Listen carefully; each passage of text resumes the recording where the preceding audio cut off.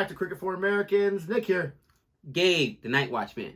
And we are bringing another reaction for you today. And because we do everything nice and tight, we got another brick in the wall. What are we checking out today? We are doing a Science of Cricket Part 3. Now, fun fact, guys, we did Part 1 and 2. We did Part 1 so long ago. It was on Born Reviews before we had CFA. And people were asking, hey, check out these videos. Guys, we actually get to the request. Okay, we don't. Nick gets to them as he goes through the plethora of requests. So the last Part 2 was what, 2020? 3 years ago. Over 3 years ago. We will get to your request eventually, Patreons, all right? I don't think that helps the algorithm too much. But you know what's funny is Renelle, right? She's a longtime viewer of the channel. Absolutely. Love Renelle. In the back of my mind, Renelle, I'm telling you, for like the last 2.5 years, because she requested about 2.5 years ago, or whatever it was, hey, I like those science of sports, the cricket ones. Why don't you keep doing those? And we never got into it. It's been in the back of my mind. So for me, this is like therapy. I'm able to move on finally because we got to. And hopefully, who knows? We can get to the other one within 3 years, but there's no guarantees. Maybe 2. Oh, hey, that's a huge improvement. That's a huge improvement for us. But we're going to go ahead and check this out. If you're not too aware of it, like he said, we have one of our reactions on Born Reviews. We have the other one here on this channel. And it's really great for the beginners learning about cricket, but also for those hard-time or long-time fans of cricket to learn the science behind it, to figure out all the different nuances, and not all of them, but some of the nuances that go into, it looks like this one's going to be maybe bowling a ball or holding the bat, and what happens, the science behind it. And so I'm excited to check out this third part. I mean, I can tell you why, though. Think about it. 3 years ago, we were just in the infancy of learning cricket. We were still mirrored in the pandemic, and that's when we wanted to learn the game. But it's just like, it's funny, right? Think about when you play fantasy. You listen to whether you're playing fantasy cricket or fantasy football, you listen to the podcast, you're watching Matthew Berry, you're watching all these guys, and after a week or 2 or 3 weeks, I got this. Exactly. I don't need to listen to that. I was just going to say. Experts' advice. You know, I know the game. We learned the game, so now we're like, we don't need to watch a science of cricket video. We know this. We are ahead of that. It's below us. I was just going to joke around and say the second one was so good. Yeah. We learned it all. We learned it all. That's it. Exactly. We know it all. But that's what happens, right? Yeah. Like anything else in life. You'll start something, whether it's a gym regimen, right? You might go to a training coach or whatever, and he gets you in right. And the food, the nutrients, and then after the third week, it could be a 60-day program. I'm good. I'm good. That's exactly what happened to us. 45 minutes later, you're hiding in the back of McDonald's drive-thru. It's so good. Doing that whole game where like, hey, I was on the treadmill for 20 minutes. I earned this hamburger. I earned this. Now get a donut. We're going to go ahead and check this out. If you like our reaction anyway, please don't forget to like and subscribe. And I just want to say, I appreciate you all listening to our rambling. One of these days, we'll get it under control. No, you won't. Come on. I think they know. 3 years later, I think they know. Here we go. On the side, down the seam, and what it does, it tends to cock your wrist, so your action is going that way to get the away shape. And generally, that is, hopefully, if I was to bowl a delivery, the ball should hopefully shape out. But what is making the ball swing? We asked physicists from the University of Sheffield to find out. Matt Carey has put a cricket ball inside this wind tunnel. Jets of smoke blast down the tunnel to simulate the flow of air around a ball travelling at high speed. To get swing with a cricket ball, you have to have a ball that's asymmetric. So you have a smooth side to the ball here, you have a rough side here, and you point the seam in this direction if you want the ball to travel in this direction. Because this side is smooth, the airflow around this side of the ball is what we call laminar flow, which is very smooth, ordered flow. But because of how the laminar flow operates, it separates from the ball quite early. So the boundary layer might separate around here. So you get a wake behind this side of the ball in this direction. On the other side, however, you have flow which is laminar to begin with. It reaches the seam, and the seam trips it into turbulent flow. So you have a turbulent boundary layer, and a turbulent boundary layer will stick to the ball for longer and separate later. So you end up with a resultant wake coming in this direction. Therefore, you have a force acting on the ball in this direction. So as the ball travels through the air, it will swing in the direction that the seam is pointing, like that. We're looking. That was the most incredible explanation ever. I'm not going to begin to understand most of it, but all of that behind what makes the ball swing. Here's my problem. I love that, Russell. They got a physicist, okay, to try to explain this. And here was funny. I've seen the same things in the sports science of baseball. Yeah. And you think that the guy... You think about the oldest... You think they don't have these guys? You don't think they have these pitchers, these bowlers in classes in the offseason saying, I want you to learn more about this? No, but what I'm saying is, maybe he knows about that. But you think that guys like Sir Don Bradman, those guys that played back in like the like the 1900s, early 1900s, even in baseball, they just went out and played. There's so much science that goes behind it nowadays, and it's like they still can't explain. Okay, show me the physicist. I don't care if you're Neil deGrasse Tyson, which by the way he's explained as well how guys are able to do it. But can you do it? Can you tell me how Greg Maddux got that ball to dance the way it does, or how Tim Wakefield got that knuckle or the knuckle that way? Because if you can explain it, then you can replicate it. Most people can't replicate it. But you know what I would respond to that? And you're absolutely right. You're absolutely right. But I would respond that you take any of these guys, like Greg Maddux, he probably does. They call him a professor. He may not know the science behind it, but he might be able to describe it in a different way where he's just so used to doing it. He's like, I just feel like if I hold it in this grip and I push it this way and I release right here, it's going to do that. He's basically telling you what's going to happen without having the science terminology behind it. Right. But they've just been playing the game so much, they know if I do this a little bit, it's going to have this happen. It's like your son is in bowling, right? Or like actual bowling with the pins and the strikes. Right. Like you learn if I release it on this second arrow or this third arrow going down the alley, I can get it right into that sweet spot where I want. Trial and error. He might not be able to say the wind shear and the angle and 45 degrees and the acute angle. But that would be my response, is they can, just not with the terminology. So when they hear this guy talk about it, I guarantee they're like, yeah, that makes sense. And let me tell you why I just went off on that diatribe. Because I've seen through my kids, and I got to be cautious what I say now, because I'm something of a popular figure. Dude, students at school be like, yo, I'm trying to blow up. You don't even know who I am. But they're almost taking like, and tell me in the chat if you agree with this. They're almost taking like the individuality out of the player. We want you to do this exactly this way and this way and this way, and this is the science behind it. Let me play. If I can get up to this level, I know what I'm doing. But no, you get to a certain level and then they're telling me you're doing it wrong. That's why you recorded me, right? Because I'm doing it wrong? But I kind of take this as they're just teaching us, the layman. No, I know. Right. But what happens is, let's say the cricket board, and you actually starting to see this in many teams where they'll teach certain players, in Major League Baseball anyway, abandon the splitter or just throw a slider. Like there's just, let players be individuals. And my thing about it is when you try to make things too scientific, you kind of take away, you acting like you can replicate it every time, and you can't. You can. Jimmy Anderson, I guarantee you, Jimmy Anderson can may not even be able to tell you how he does it, but guys can't replicate the way he gets the ball to swing, right? And he's Jimmy Anderson. He's one of the best. You can't do what I do. I just do it. But that's me, and that's why people are like, why is he even saying that? Why is he talking about the science behind it? Because a lot of teams today, and even in the NFL, right, it's getting to the point now, anything they can't get an edge, where they're trying to look at guys in the draft. This kid that just dropped he didn't release the ball at a certain time. They didn't like something in his combine. Every team started to pass on him because one team noticed a little thing, and everybody panics. Does that? Because his release was, I think he loops the ball or something like that on his release or something they were talking about. He dropped 2 rounds? That's insane to me. Listen, more than likely he won't, because most quarterbacks in the draft, they don't amount to much anyways, so that's okay. Last thing I want to say, you talked about pitchers and don't throw this pitch. Really quick, Blake Snell, Padres pitcher. Last year, he didn't like how his change was working. He put it in timeout. He literally would not allow himself to throw it the rest of the year. He put it in timeout. But that's a pitcher himself. Yes, I know. But isn't that hilarious? That's a pitcher and himself. He told the media, that pitch is on timeout.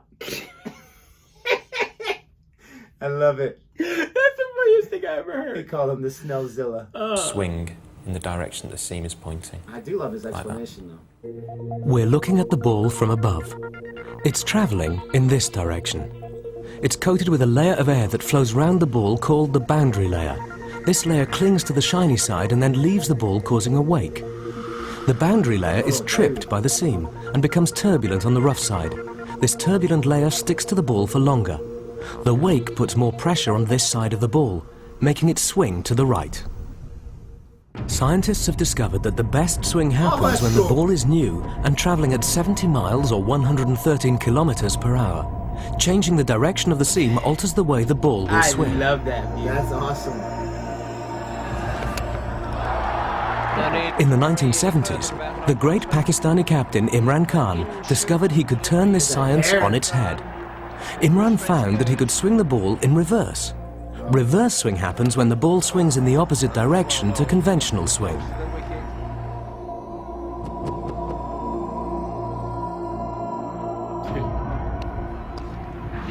The Pakistanis, they do it brilliantly. And what Sorry to pause it right there when he's talking. We'll rewind in a second. But that's what I'm talking about, where the science is important, because even though he may not be a physicist, be able to explain it, but just like a good scientist does, well, what happens if I do this? What happened? And I'm not saying he just did it in the reverse order. He's trying to explain it right here. But that's what I love about it. I need to get an edge. I'm not going to cheat. But what if I do this element? What if I release at this point? What if, I mean, whatever. That's what I love about it. What's funny is, though, you notice that the ball he's holding is kind of beat up. And I've even seen how when people are playing, like, let's say street cricket or gully cricket, they'll take the tennis ball, right? Tape up the one side or whatever so that you can get the different, you know. And he even said it works best when one side is rough and the other side is smooth, right? And shiny. You got to shine up that ball. Yes. Going back to, is Sandpaper Gate even cheating if you know that that's... I'm just saying, because guys say, well, if I make this side just a little bit rougher, obviously that's why they did it, because it gives you an advantage, right? Be a natural rough, not like... And I'm thinking about in baseball how guys used to think about everything guys did. Guys would bite the ball to get it to be, you know what I mean? We had that from Boom Boom too. He bit the ball, Pakistani player. But they had sandpaper in baseball. And I think that was from Major League, the movie. But still, you just put a little sandpaper right here in your palm. He was like, what was he talking about? Like Vaseline gel. Yeah. He's like, I'm putting all kind of gunk. He's like, you're young and you're fast. You can just throw it. He's like, I got to use everything. Oh, that's one of my favorite lines. And he's like, listen, he's like, and if the umps are really watching me closely, I'll just put a little jalapeno in my nose, get it going, and, you know, just get a little bit extra. And he was like, you put snot on a ball? And he's like, I put whatever I can on it. I ain't got an arm like you, kid. Someday you will too. You know what I mean? Like, look, it is what it is. I gotta do what I gotta. As he's talking, he's got an ointment here. He's got a substance here. He's got all of these things, and that's just like, what is out of your body? Yeah, he was like Crisco, gel, whatever. Like, yo. That was baseball in the 70s. Oh the man, 80s, the you 60s. put whatever you can on that ball. That is classic. the Pakistanis, they do it brilliantly. And what happens, obviously, because it's so dry, the surface, when the ball rolls along the floor, it gets very much scuffed up. So what happens is basically both sides are pretty much roughed up. And what they generally do is they won't get their sweaty palms on the ball, and what they'll try and do is just make sure that their palms are away from the ball, because they don't want the ball to get wet. Imran had no idea why the ball swung in reverse. He asked a childhood friend, Rabi Mehta, now a NASA scientist, who then spent years exploring the science behind reverse swing. Do you know this is what he and other physicists discovered. The ball is delivered in exactly the same way, but now you can see the whole ball is rougher. What happens now is you have turbulence on both sides of the ball. So as the air is travelling around the ball on this side, it's turbulent and it will separate fairly late. On this side of the ball, the flow is turbulent before it reaches the seam, and the seam causes the turbulent boundary layer to thicken. Because it's a thicker layer, it leaves earlier. So in this case, the wake is in this direction. This means you have a resultant force on the ball in this direction, causing it to reverse swing, like so. Now the batsman's expecting it to go that way, because he can see the seam, but it goes in the opposite direction. The ball is travelling in this direction. Air is turbulent round both sides of the ball, but when it reaches the seam, it's tripped and becomes even thicker. This thick layer peels away from the ball earlier, putting pressure on this side of the ball, so the ball swings to the left. But what no one really understands is why the ball swings more during some matches than others. Rod Marsh. The times it swings most, as far as I'm concerned, is when they're is this apparent bed of humidity over the pitch. That to me is when the ball really does swing more than other times. Now why this happens, I don't know, but I just know it happens, and as long as I can recognise the fact that it is going to happen as a player or as a coach, then I'm quite happy with that. Perhaps the most mysterious of the bowling arts is spin. Australian Shane Warne is a master. This was Shane's very first ball against England in 1993, and he bowled out the captain, Mike Gatting. Perfectly pitched leg spinner, pitching just outside leg with a little bit of curve, and that's a beautiful delivery. Shane almost single-handedly made the long-lost art of spin fashionable again. As a result, he's occupied a central place in the Australian team for the last decade. Cricket academies are full of Shane wannabes. There is a pace at which you get maximum spin, a pace that you'll get the minimum. That's your maximum. Beautiful. Spin coach Terry Jenner explained the basics. Spin is in your fingers and your wrist, so a nice, comfortable grip. Not the same for everybody, but there is a basic grip which spreads the ball pretty evenly through your fingers. The idea for a leg spin bowler is not to try and spin with his thumb, but you either rest the thumb on the ball or take it away. And then the index finger pulls down and the fourth finger, or the ring finger, spins up. That's just, to me, that'd be so What complicated. makes a great spinner? The gift of spin is in the fingers and wrist. It's truly a gift, because you can't take someone off the street and say, gee, you got a good build, you look like Shane Warne, I'll teach you how to bowl leg spin or off spin. It doesn't work like that. It's a gift that somehow or other people are born with, and because it's an unnatural thing to sort of be able to turn your fingers and wrist over and impart that sort of the revolutions on the ball. And when you think that a spin bowler, and this is what's made Shane Warne so great, a spin bowler, flicking it out of his hand like that, has to send it through the air and land it in an area about half a metre round. It's an amazing art. Some people are born with a gift of spin, like Indian player Anil Kumble.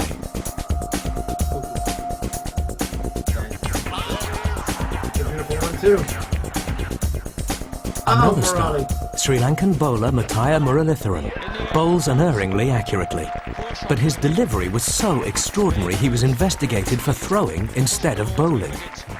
The investigators discovered he was born with double-jointed wrists and a bent arm.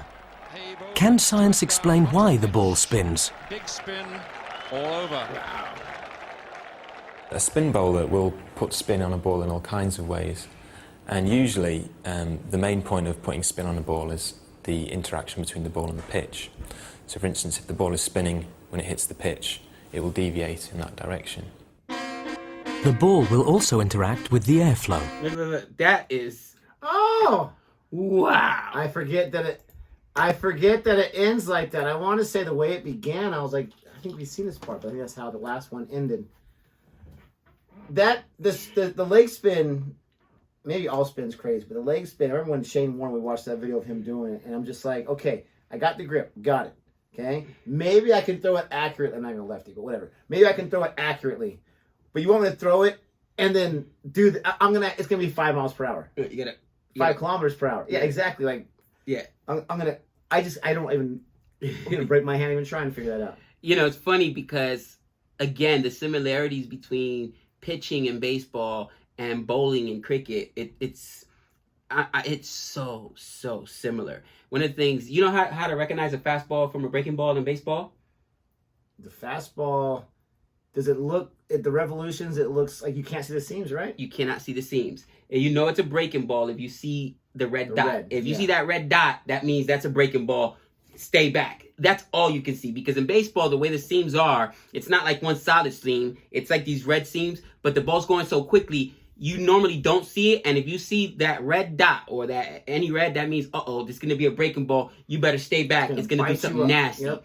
But it's so funny that the same thing, the bowlers are looking for that seam. If they can see the seam, they're thinking, okay, it's going to go this way.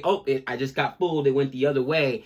And even with the breaking ball in baseball, it's about your wrist basically and your finger when you throw that curveball. Where in cricket, same thing, really. It's more your wrist and your fingers. That's why I said you got to have big hands. You know, Trey was actually a really good pitcher in school because he could literally. I still can't get my whole hand around the baseball. His hands are so big and so long. He can get his fingers all the way around the baseball, and that allows you to manipulate it. You know what I mean? Dude, so much goes into it. That's why I know you love the batsman, and everybody loves T20. I love the bowlers, so I just give you a hard time. But bowling is so hard, just like in baseball, pitching so hard. And it is an art form. And again, it's the loneliest place in the world when you're out there getting pumped by, you know, Pollard or whoever. You know what I mean? Honestly, you think about it. For all the Cumbleys and all the Morales and all the you know, Shane Warrens of the world, you know how many undercats are out there? You know how many dinders are out there? The guys that just get pumped and they're known for getting pumped. You know what I mean? Take your pick. So many guys that'll go down for getting pumped in a match and giving up those big shots. That's what a battle is for. He's not looking too good today. You know what I mean? We're gonna eat well, bro. Listen, this guy's been eating very well. Pollard just licks his lips. He's like, "Oh, Ngidi." He wants to come out of retirement when he sees Ngidi. You know what I mean? To be fair, Pollard he hurt a lot of people out there. He did. And some people that was bad. But this video is crazy. I love how Imran Khan, if that's true, he's like, how does this happen? But the fact that you're like, everyone's so out to shine, he's like, should beat up both sides of the ball and see what happens. I love that.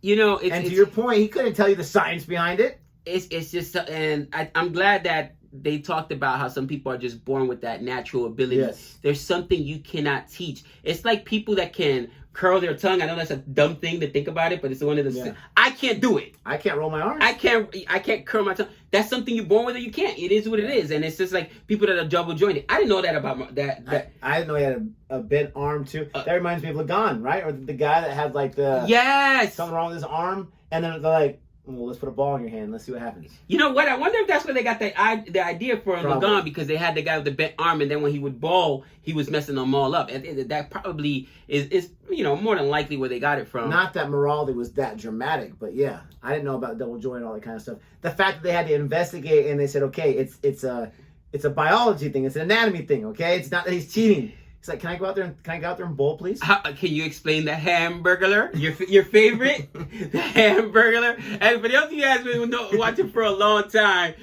Nick loves calling Sunil Narayan illegal action. Every time he sees Sunil Narayan bowl, it's like illegal action, the Hamburglar. But he gets it done, and he has changed the delivery like I don't know how many times, and he still gets wickets. It's when he takes the wickets, they start investigating. It's just something about some people are just these athletes that they have that extra something you cannot quantify. You cannot. A lab can't tell you how they do it. Like you said, this physicist still can't tell you how certain things happen, right? Yeah. But it's a God-given gift. Just like a scientist can't explain how awesome I am. Oh. Thank you so much for watching this video. Please don't forget to like and subscribe. And hopefully within 3 years we'll get part 4 out there. Until next time. We know all things. You know what's funny? I was going to say the same thing. It's like in 3 years, oh, you beat me to it. I hate you.